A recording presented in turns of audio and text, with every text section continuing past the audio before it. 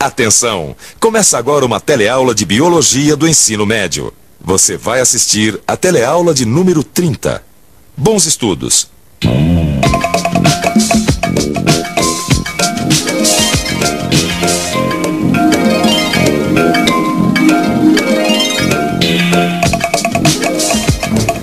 Ai, Ju, chega atrasado na aula. Eu não consegui achar meu agasalho. Ai, não importa, calor, vim. Mamãe fica uma fera quando a gente sai sem agasalho. Companheiro, por favor, diz uma coisa pra gente. Você costuma olhar o tempo antes de sair de casa? É bom sempre dar uma olhadinha, né? Só quando tá chovendo é que eu não saio. E essa roupa que você tá usando aí, você tá se sentindo confortável? Eu tô bem. Eu tirei a blusa, agora tá gostoso. Nem frio, nem calor. Blusinha por baixo da camiseta, tranquilo. Que eu saio de casa já preparado assim, tipo assim, pra sentir calor. E se o tempo muda? Pois é, essa história já virou até piada de mãe. Não tem um dia que a gente não sai de casa que ela não diga: e aí, meu filho, tá levando o agasalho? Todo mundo conhece a ladainha. Não vai pegar friagem, desse jeito você acaba pegando uma gripe. Mas será que existe algum fundamento científico para essa preocupação das mães? Bom, isso você vai ficar sabendo na teleaula de hoje. E vai aprender mais. Vai aprender qual é a temperatura do corpo humano, por que sentimos frio e calor, a influência da temperatura externa na temperatura interna, para que serve a pele, como os animais se defendem das mudanças de temperatura e por que os seres humanos precisam de agasalho. Ih, parece que esfriou um pouco.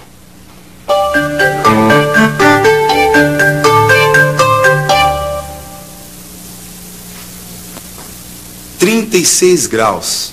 36 graus é a temperatura constante do nosso corpo, a temperatura interna. Já a temperatura externa do meio que está ao nosso redor pode variar muito. A temperatura do meu gabinete, por exemplo, hoje é de 28 graus. Não está muito abaixo da minha temperatura interna. Eu estou me sentindo bem.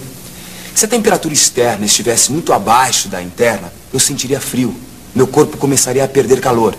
E os músculos entrariam em ação para repor o calor perdido. O meu corpo poderia se contrair e tremer. Mas nós podemos usar algumas estratégias para aumentar a produção de calor, repondo o que foi perdido. Que frio! Esse ônibus não vem. Tá vendo? Você não me deixou trazer meu agasalho, agora eu tô morrendo de frio. Ai, mas quando a gente saiu tava calor. Ah, já sei. Vamos pra casa correndo, que assim a gente se esquenta. Tá, e se eu ganhar, você vai ter que dividir essas balas comigo. Tá. Em muitos casos, o exercício ou a atividade muscular parecem ser formas eficientes de combater o frio.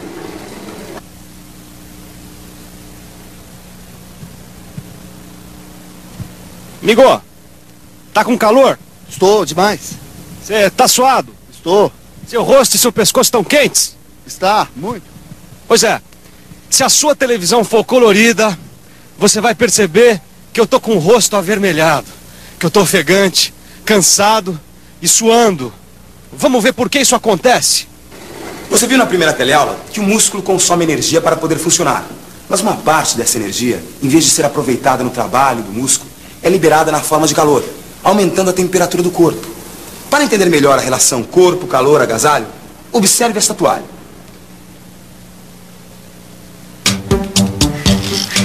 Flávia, se a gente mexendo os músculos, eles liberam calor. Pra que a gente usa agasalho? Acho que é porque o agasalho é quente e o corpo absorve o calor dele. Será? Ou será que o agasalho vai secar o suor e não deixar o corpo esfriar? Ou então, o agasalho fica assim, como uma barreira entre o corpo da gente e o frio. Você prestou atenção nas dúvidas desses dois? Para que serve o agasalho? Vamos dar uma olhada nas 3 ideias que eles tiveram. O agasalho, A, produz mais calor que será absorvido pelo corpo. B, absorve o suor para evitar a perda de calor pela evaporação. E C, funciona como um isolante que diminui a perda de calor. A terceira alternativa é a correta. Veja por quê. Exemplo, um invólucro de papel da bala evita o contato entre a bala e o meio. A pele é um invólucro do nosso corpo. Ela funciona como um isolante, evitando o contato entre a parte interna do corpo e o meio. A pele envolve e isola o nosso corpo, assim como o papel de uma bala. Mas a pele protege o corpo. Eu não entendo pra que usar agasalho. A pele é um tecido vivo, com propriedades particulares que nós não vamos estudar agora. No entanto, o sangue que passa pela pele pode trazer o calor que está no interior do corpo para a superfície, aumentando a perda. Veja como. Quando a temperatura do meio está próxima da temperatura do nosso corpo, os vasos sanguíneos que passam pela pele ficam dilatados. Uma parte do calor que o sangue transporta é liberada para o meio externo. Um exemplo da dilatação dos vasos sanguíneos você já viu no rosto do nosso repórter. Ficou bem mais corado. Foi consequência da produção de calor pelo músculo durante a... Para que a pele aumente o seu poder isolante quando a temperatura cai, os vasos que passam por ela se contraem. Essa contração se chama vasoconstrição. Os vasos sanguíneos de Flávia e Dudu, no ponto de ônibus, se contraíram, diminuindo assim o contato entre o interior e o exterior do corpo. Mas, apesar da pele ser um isolante eficiente, quando a temperatura cai muito, ela não consegue evitar totalmente a perda de calor. O agasalho ajuda a pele, aumentando o isolamento entre o corpo e o meio externo. Dudu, o agasalho, ele funciona como essa garrafa térmica. Mantém o chocolate quente por muito tempo porque isola o chocolate do meio. Ah, tá. Então, enquanto o chocolate está dentro da garrafa, ele não perde calor? Ai, não perde calor mesmo. Queimei minha boca. Quando a temperatura do meio é muito mais baixa do que a temperatura do corpo, evitamos a perda de calor, aumentando a camada isolante, com o uso do agasalho. Flávia, o bicho não usa agasalho, né? Então como é que eles não sentem frio? Bom, para esses bichos aqui é fácil. O lobo-guará e a onça têm pelos, a galinha tem penas. Pelo e pena fazem o mesmo efeito que o agasalho, como um cobertor natural. E a foca, como é que ela se protege? E olha que ela precisa de muito mais proteção contra o frio do que o lobo-guará, a onça e a galinha. E afinal, ela vive nas regiões polares, onde faz um frio danado. Cadê o cobertor natural? O cobertor natural da foca está debaixo da pele. É uma camada de gordura. Por causa dessa camada de gordura é que a foca sobrevive em regiões geladas. A nossa camada de pelo e de gordura não consegue nos proteger do frio. É por isso que nós usamos roupas, isto é, proteções artificiais. Agora, todos esses animais aqui, eles conseguem manter constante a temperatura do corpo, mesmo que a temperatura externa varie. Eles pertencem a um grupo que nós chamamos de homeotérmicos, ou então animais de sangue quente. Nós, os seres humanos, fazemos parte do grupo dos homeotérmicos.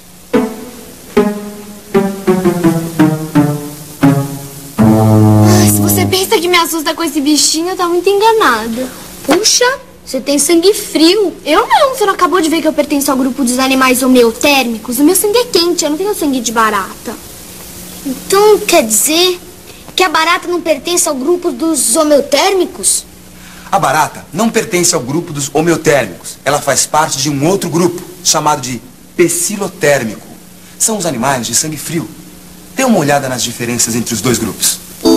Os homeotérmicos têm a temperatura do corpo constante e não dependem tanto da temperatura ambiente.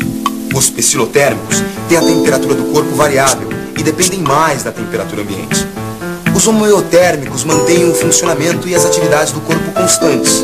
Nos pecilotérmicos, o funcionamento e as atividades do corpo variam de acordo com a temperatura ambiente. Peraí, deixa eu ver se eu entendi direito.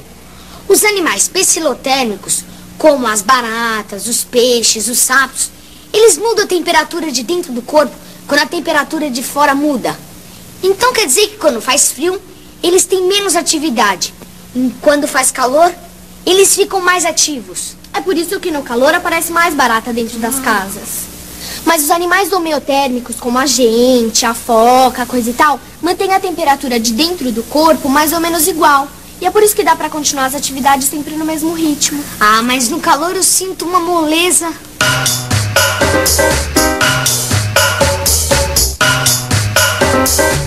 Dia de calor na cidade.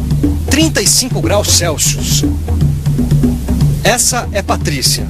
O corpo de Patrícia produz calor constantemente através da atividade muscular e de outras reações químicas. Mas hoje, a temperatura do ambiente subiu.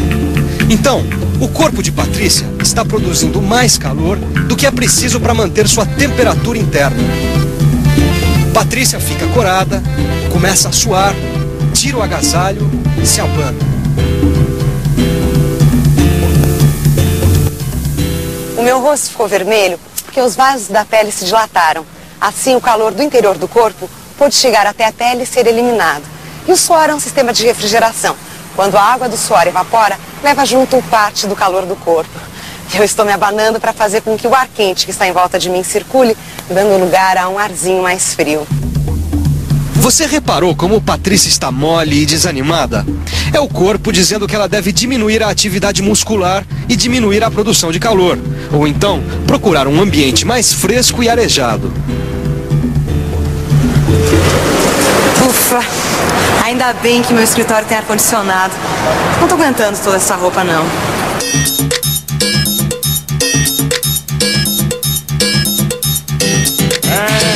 Sabia que nem sempre tirar a roupa é bom para evitar o calor? Quando você estiver exposto ao sol, por exemplo, o melhor é usar roupas compridas, claras e soltas. Assim você evita a incidência direta dos raios solares e permite a circulação do ar e a transpiração.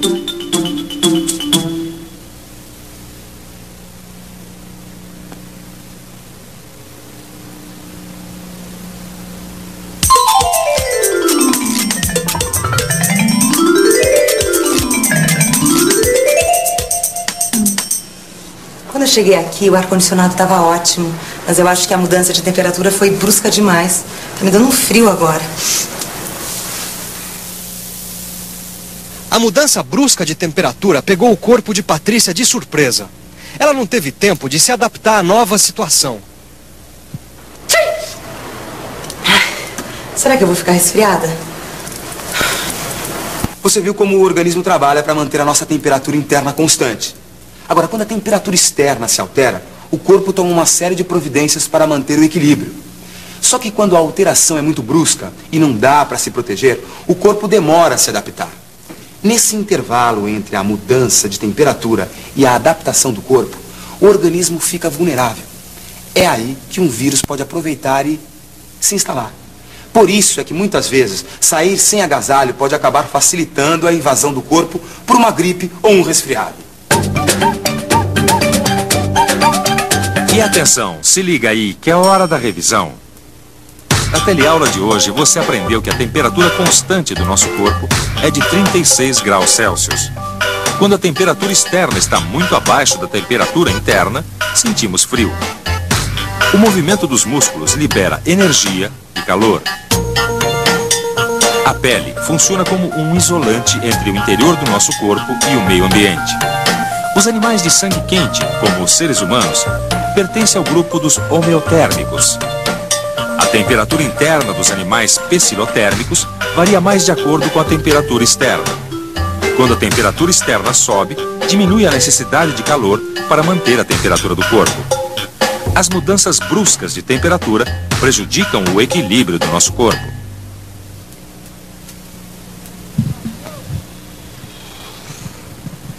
As sensações de frio e calor são as formas que o nosso corpo arrumou para dizer pra gente se a gente precisa vestir ou tirar o agasalho. Fique atento a essas mensagens. O equilíbrio do corpo significa saúde. Até a próxima teleaula. Ah, não se esqueça do casaquinho, hein?